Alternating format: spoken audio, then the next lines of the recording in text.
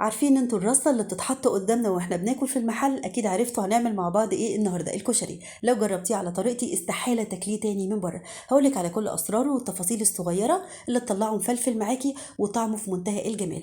حقيقي احلى كتير من اللي بنجيبه من بره، وكمان اوفر حاجة كده نظيفة مضمونة عاملاها في بيتك لولادك. يلا في الاول نصلي للرسول قبل ما نبتدي. اول حاجه هنعمل التقليه. بتقطعي كميه البصل اللي تحبيها، انا بفضل جدا البصل الابيض. انا قطعت البصل على مكنه الشيبسي، ممكن تقطعي على ايدك لو مش متوفر عندك مكنه الشيبسي، بس تكون شرايح رقيقه. ضفت بقى معلقتين كبار من النشا مليانين، ونغلف البصل كله بالنشا، بيدي قرمشه حلوه ما يخلوش يشرب ولا نقطه زيت. جهزت بقى الطاسه وضفت الزيت فيها، وهبدا احمر البصل على دفعات، ما تنزليش بالكميه كلها عشان ياخد اللون الموحد الجميل اللي انتوا شايفينه ده. ما نغمقش عن كده عشان ما يمررش معانا. هبدا اصفيه على مناديل مطبخ وانزل بالشويه التانيين. انا استخدمت حوالي 3 بصلات كبار على معلقتين النشا، لو عاوزه بالمظبوط يعني. طبعا الزيت ده انا هستخدمه في باقي الوصفه. وادي بقى التقليه الخطيره بتاعتنا، تحفه مش شارب ولا نقطه زيت. بعد كده جبت ربع كيلو من الحمص، نقعته حوالي ساعتين ونص في الميه مع تغيير الميه، وضفت الحمص في الحله مع ميه نظيفه، وبشرت طماطميه صغيره مع بصلايه صغيره برضو، ومعلقه صغيره من الثوم المفروم ما تكونش مليانه. دلوقتي بقى هضيف ملح وكمون وشويه من البابريكا، حابه تضيفي شطه زي ما تحبي، بس احنا اوريدي هنعمل شطه.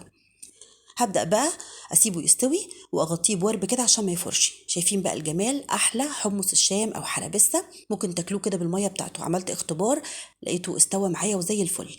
دلوقتي هنعمل صلصة الطماطم. جبت بقى كبشه حلوه كده مليانه من الزيت اللي قلينا فيه البصل، قلت لكم هنستخدمه، ونزلت بمعلقه كبيره من الثوم المفروم. هبدا اشوحها لحد ما تاخد اللون الذهبي، ما نغمقهاش. هنزل بمعلقتين كبار من الصلصه عشان اطلع بس الملوحه والاجزاء اللي بتكون فيها. بعد كده عصرت الطماطم في الخلاط وصفيتها كويس جدا من القشر والبذر. انا الحقيقه مش من الناس اللي بتحب اضافه البصل على صلصه الكشري تحديدا، لان بحس ان هي بتقلب طبيخ. لكن لو حابين هتضيفوا بصليه صغيره، بس يفضل تكون مبشوره عشان ما تكونش باينه. دي حاجه اختياريه. البهارات ملح وفلفل اسود وكمون وشويه صغيرين من السكر عشان حموضه الصلصه، وبابريكا. سبتها بقى على نار هاديه لحد ما اتسبكت معايا وطبقه الزيت فصلت وبقت مظبوطه جدا جدا. هقفل بقى عليها. بعد كده هنعمل العدس بتكه حلوه جدا هتعجبكم. غسلته ونقعته ربع ساعه في ميه من الحنفيه عادي خالص. بعد كده صفيته ونزلت بالكميه كلها، وهنزل بالميه يا دوبك يغطي الوجه، ونسيبه يتسلق 10 دقايق مش اكتر، ونصفيه. وتحت المصفى نحط طبق، لان هنحتفظ بميه العدس. اقول لكم نستخدمها في ايه. بتجيبي حله يفضل تكون كبيره عشان الحاجه كده تستوي براحتها، ونزلت بكبشتين حلوين من الزيت اللي قلنا فيه البصل، وكيس من الشعريه. طبعا الكميات دي بتاعتكم انتوا، حابين تقللوا او تزودوا زي ما تحبوا. فضلت بقى اقلب في الشعريه عشان تاخد اللون الذهبي الموحد ده، ما تغمقيش عن كده. اهم حاجه الرز يا جماعه يتغسل ويتضاف على طول على الشعريه، اوعي تغسليه وتنقعيه او تصفيه وتسيبيه. خدوا بالكم من التكه الصغيره دي. ضفت بقى ملح وكمون حاجه بسيطه، وهبدا افلفل الرز مع الشعريه دقيقتين عشان يتغلف كله بالزيت قبل اضافه العدس. وادي بقى العدس بعد ما صفيته، برضو نفلفل كده دقيقه كله مع بعض، وننزل بقى بمجين كبار من ميه العدس وتدعولي. ونكمل بميه سخنه حاجه بسيطه خالص يا دوبك يغطي وجه الرز، اوعي تزودي الميه. في الاول النار تكون عاليه، هندي تقليبه وخلاص كده تشرب معايا. وبعد كده هنهدي النار ونضيف الشياطه يستوي على البخار براحته. قلبيه بس كويس كده من تحت لفوق. وتعالوا بقى اوريكم بعد ما استوى. ما شاء الله كل حاجة فيه مستوية مظبوط. لا تلاقي بقى حباية عدس واحدة بتقرش واحدة لأ، لأنه مستوي من قبلها، يعني يعتبر نص سوا. شايفين بقى الجمال؟ كمان المية بتاعت العدس معلية التست جدا. هقفل بقى عليه ونخش على طول على المكرونة. سبت الحلة على النار فيها مية بتغلي وحبة ملح صغيرين، وانزلي بالمكرونة برضو 3/4 سوا.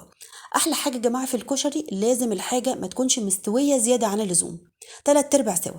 صفيتها كويس، وهننزل بقى بكبشة حلوة كده من الزيت اللي قلنا فيه البصل، وتبدأي بقى تفلفلي في المكرونة لحد لما تتغلف كلها بالزيت عشان تكون مفلفلة معاكي لآخر واحدة.